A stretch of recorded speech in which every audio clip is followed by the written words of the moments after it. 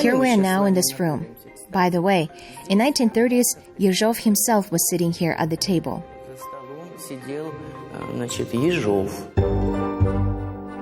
Nikolai Yezhov, whom many historians consider the bloodiest commissar in the history of the Soviet Union, served in Semipalatinsk as secretary of the province for about a year.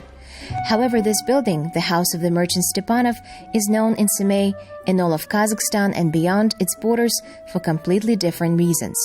For more than 20 years, the Museum of Fine Arts, named after Nevzorov's family, which features the collection of world paintings, which is rightly considered to be one of the best in the country, has been located here. Our museum allows the residents of our city in Kazakhstan to get in touch with genuine works of art, which of course is the most important. Thanks to this building, we have a chance to hold permanent expositions. We do not remove our permanent expositions. Instead, we add other works in it. And we also hold separate exhibitions.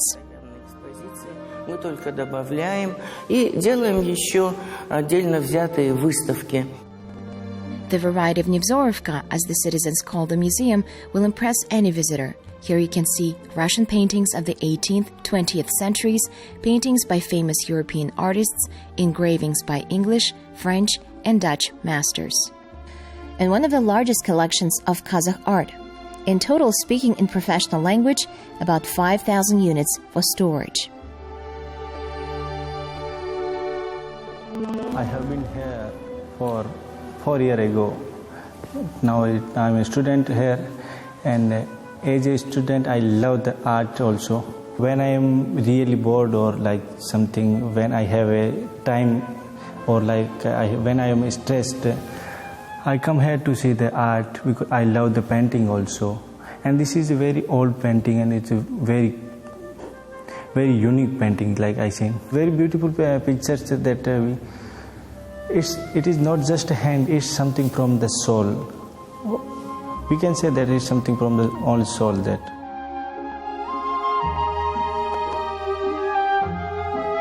The house of the merchant Fyodor Stepanov, which became a home for the museum, is an example of the so-called merchant architecture, widespread in the Russian Empire of the 19th century. The sturdiness of the building matched the collection. The merchants of Semipalatinsk built sturdy, strong mansions, many of which still faithfully serve the city residents. The building is well known as the House of Merchant Stepanov. In general, it originally consisted of 3 buildings, a complex of buildings. They were built in 1879, and under Soviet power, they connected these buildings. These columns appeared, and various organizations were located here in Soviet times. Immediately after construction, one of the houses was set aside for household needs, while the other 2 remained residential. It is known that charitable, literary, and musical evenings were held here, literally, with free provision by the owners of the piano and lighting. Fyodor Stepanov was the honorary custodian of the Semipalatinsk schools and allocated considerable sums for the needs of local educational institutions. The merchant Stepanov was not a simple man. Not a merchant who only thought about profit for himself. On the contrary, it was a unique family. Its story could have been a detective plot. But the merchant Stepanov himself was a great philanthropist. It was no coincidence that the Tsar awarded him with a medal, and as a sign of respect, the street was named after him. Even Dostoevsky wrote in his letters that he was entrepreneurial and intelligent young man, and his mother was a perfect cook. Очень предприимчивый, умный молодой человек, а его матушка прекрасно стряпает в своих письмах. The name of the world-famous writer Fyodor Mikhailovich Dostoevsky is mentioned here not by chance. In 1854, the writer, after serving a period of hard labor in Omsk, was enlisted as a private in the 7th Siberian Line Battalion, stationed in Semipalatinsk. Here he spent 5 years of his life, in particular in this house. Since 1971, Dostoevsky Literary Memorial Museum has been operating here. Is an inspirational place for me, especially because I've been throughout fan of Dostoevsky, reading his books like Brother Karamazov, Crime and Punishment. They all came alive in front of my eyes. And especially inspirational place for me, and it's been a soulful experience living in Semey, which is cultural capital of Kazakhstan, and working at this university and doing wonderful things for people, for the young minds and young brains at Kazakh. At first, Fyodor Mikhailovich disliked the city, where he was sent against his own will. He even called it Semipalatinsk, and in the letters to his brother Mikhail complained, "It's half a city, half a village, with only one store, one pharmacy, and one primary school." But on the contrary to prejudices, it was here where after 10 years of creative block, he takes up the pen and begins to write again.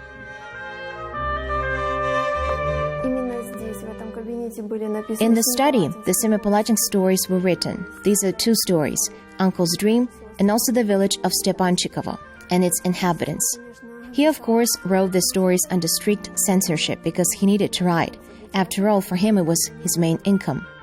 Here, in a letter to his brother, he writes that, "Someday I will write a novel about an absolutely beautiful person, and the character of Duke Mishkin will become the most beautiful person." In Semipalatinsk, however, Fyodor Dostoevsky met his future wife, Maria Isaeva, and after the wedding in 1857, he moved to the house of postman Lapukhin, a prosperous building in one of the richest areas of the city.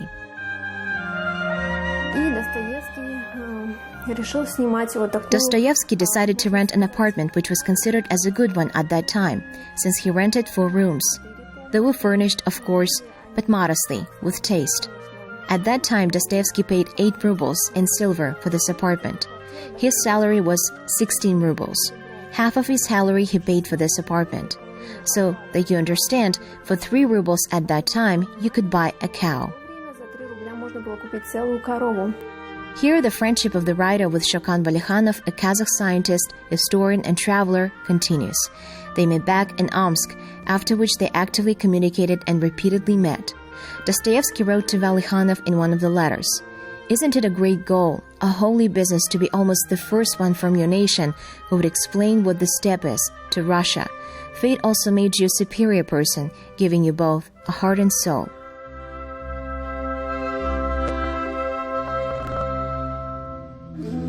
It's known that Shokan Valikhanov set off from Semey to one of his landmark trips, the Kashgar expedition, from the Tinabai Kaukenov Mosque.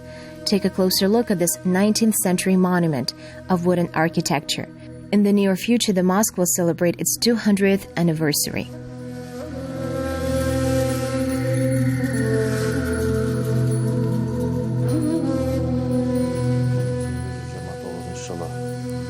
Тыныбай деген ақсақалымыз осы мешітті өзінің қаражатымен тұрғызған болатын. Ол Tinabai Mosque is a very ancient historical mosque. In 1829, Tinabai, a resident of Semey, built it with his own money. He wrote a letter to the governor that he wanted to build a house of prayers, that is a mosque, on the left bank of the river. At that time, there were only 10 yurts on the left coast. Using his savings, he brought a large tree from Siberia. Tinabai built the mosque from this tree without any nails. Construction began in 1829 and ended in 1836.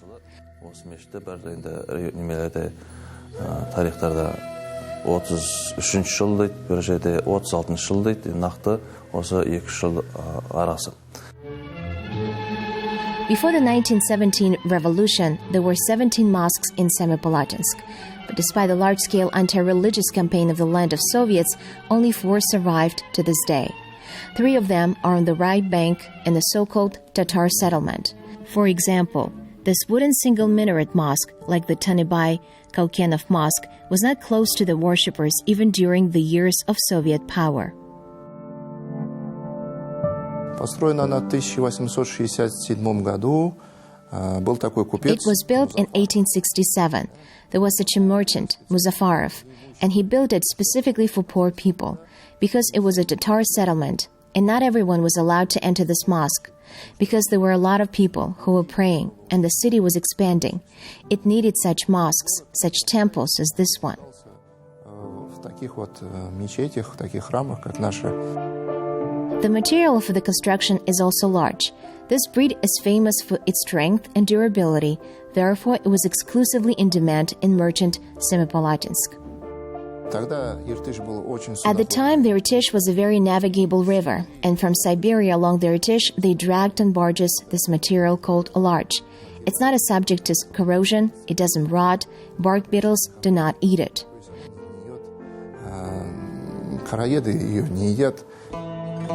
The unique library is collected in the single minaret mosque. Here are periodicals of the 19th century, religious books, handwritten folios. The collection is included in the register of the British Museum. And the building, for all its 150 years of existence, is heated in the old manner, with wood. What is the value of this furnace? Once you heat it well, for the whole day, the bricks heat up and give off heat for 4 days. It gives off heat. That is how people heated buildings in pre-revolutionary Russia, everywhere and always.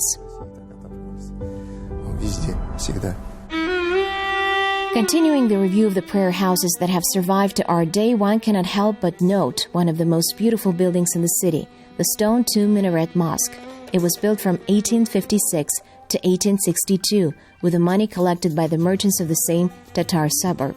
There is an evidence that the tea and flour kings and other successful industrialists of Semipalatinsk not only cared about their business, but also they paid enough of their attention for the support of the cultural development of the whole community.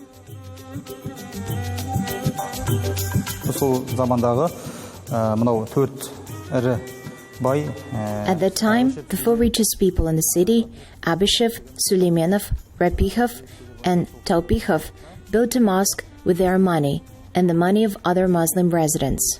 There are no more of such mosques in Kazakhstan. There is, of course, a beautiful mosque in Pavlodar, but you won't find such a two-minaret mosque anywhere else. And the fact that it is located in our city is a great source of pride for us.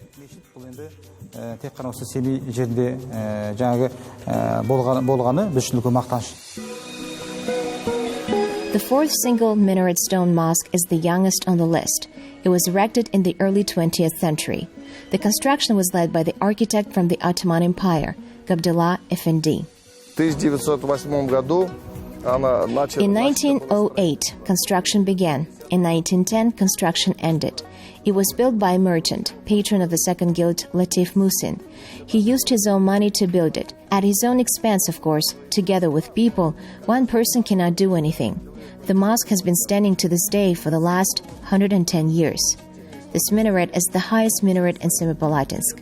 It is 35 meters. In Soviet times, the building changed several signs consistently. First the military enlistment office, then art gallery and philharmonic. And only at the beginning of the century, historical justice triumphed. When we opened the mosque in 2006, Father Fyodor, the senior of the church, came. He brought a carpet. Congratulating us, he said, "I prayed so much that this mosque would start its work again, so people could pray for peace, friendship, and harmony."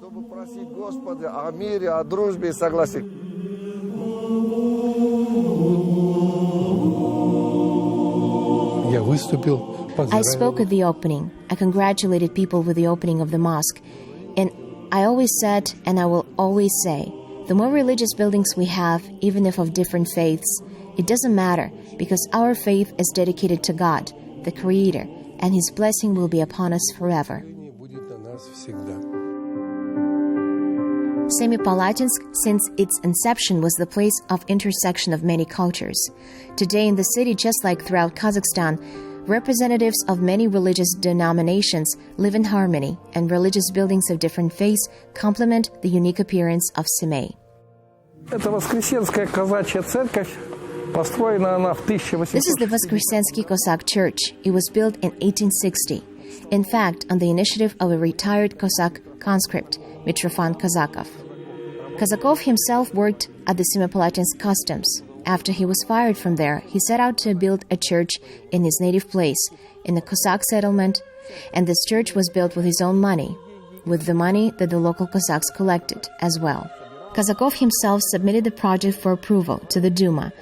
A city architect at that time was Bolbotov. He approved this project. and in 1855 construction began.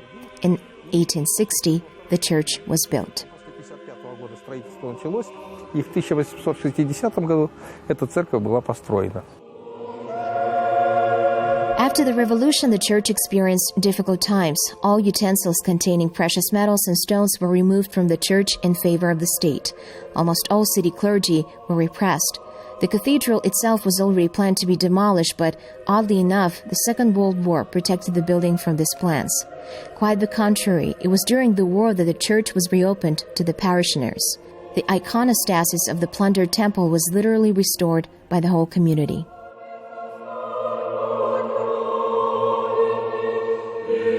The icons that we now have are national icons. Worshippers collected these icons, hid them when the temples were closed, and when the temple was reopened, they were brought to our temple. Therefore, those icons that were once here, they certainly are gone. In 1998, the bells were reinstalled in the Voskresensky Cathedral, and more than 60 years later, on November 7th, the residents heard the bells again.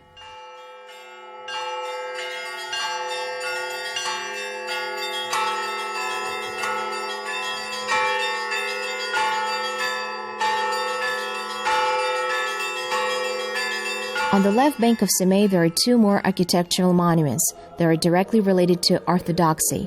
One of them is the Kyrgyz Spiritual Mission. The building dates back to the 1895. Here, there were the Church of Peter and Paul and the Spiritual Mission for the newly baptized Kyrgyz. Here, Kyrgyz and Cossack children left without parents lived, studied, and worked. They also accepted Orthodox faith.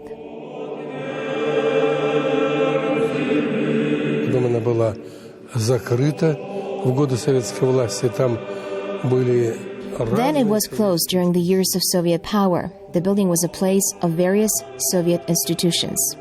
Already in our time, during the years of the Khrushchev persecutions, this building was completed. The third floor was added, but fortunately it was not demolished. In 1995, it was returned to our Orthodox community, and by the decision of our ruling Archbishop Alexei, it was turned into a monastery, a woman's monastery. It is still there.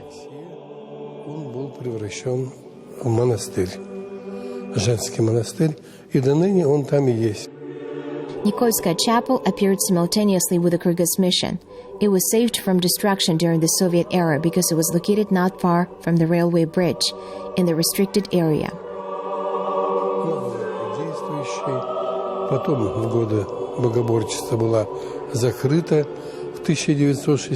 It was functional, then in the years of Theomachy was closed. In 1968, Semipalatinsk celebrated its 250th anniversary, and then the city authorities, still communist, paid attention to it, restored it.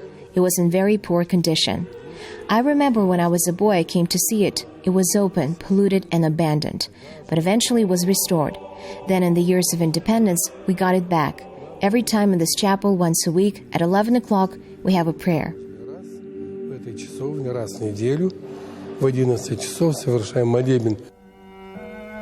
Semipalatinsk sheltered many great Kazakh enlighteners at different stages. For example, the fate of the writer and poet, the first classic of Kazakh literature, Abayev Kunanbayev, is closely intertwined with the city. He came here at the age of 10 to learn science, language, and theology. Хаким Абай білім алған Ахмет Риза мешіт медресесі. Бұл жерде Абай... This is the mosque madrasa named after Ahmed Riza, where Abayev studied. Here he has been receiving religious knowledge since he was 10 years old. Madrasa named after Ahmed Riza, one of the historical sites of our city. In honor of the 150th anniversary of Abayev, the madrasa was rebuilt again, since it was burned down. Therefore, for the time being, Ahmed Riza Madrasa is presented to visitors as a model.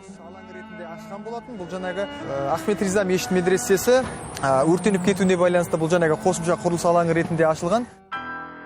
Already in 1990s of the last century, the Abayev Museum turned into a huge complex. It was built around this building, the home of the Yushov brothers. It's fair to say that he has no direct relation to Abayev. There is a version that the poet sometimes stayed here and talked with those who were exiled to Siberia. In any case, there is no documentary evidence for these assumptions, unlike the history of this house, which originally became the Museum of Abay in the 1940s.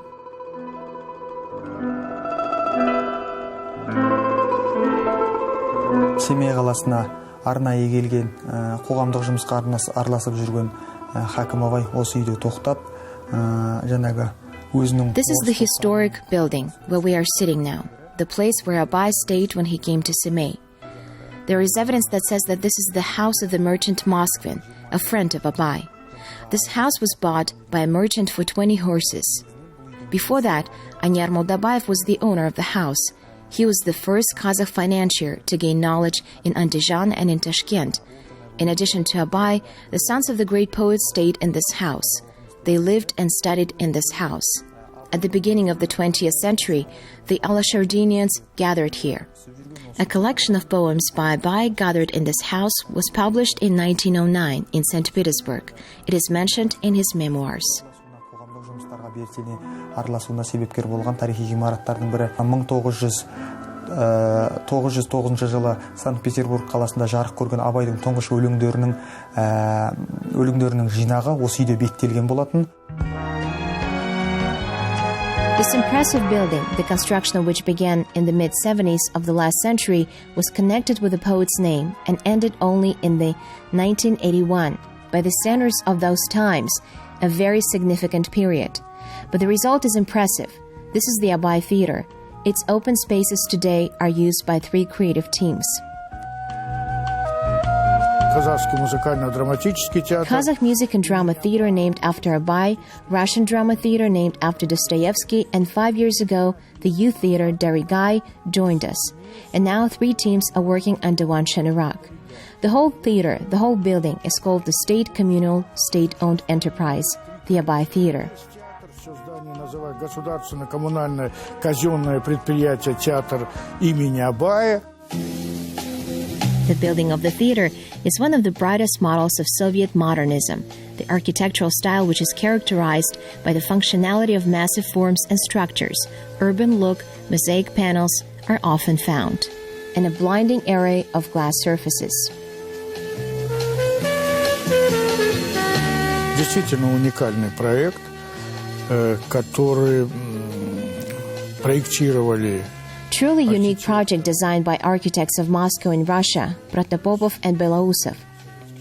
This is a specialized institution for Soyuz Giperteatr, built on the initiative of the first secretary of the Communist Party of Kazakhstan, Jidmohamed Kunaev.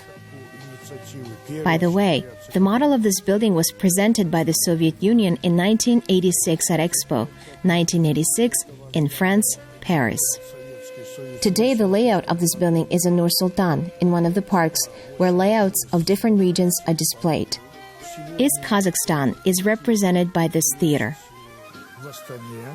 В одном из парков, где выставлены макеты разных областей, в том числе и Восточный Казахстан представляет этот театр.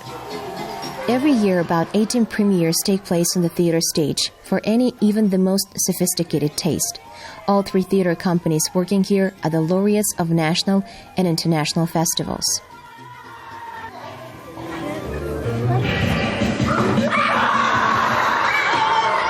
Театр жив, никто не может его и ничто не может его заменить, ни телевидение, ни планшет. The theater is alive. No one can replace it, and nothing can replace it. Neither television, nor tablets, nor cinemas, because the living art that comes from the stage, the communication between the audience and the stage, and when the viewer lives and reacts, when the audience together with the artists cries, experiences, and empathizes, rejoices, and joins the process of the performance, this is the theater that embodies the value of which it was intended.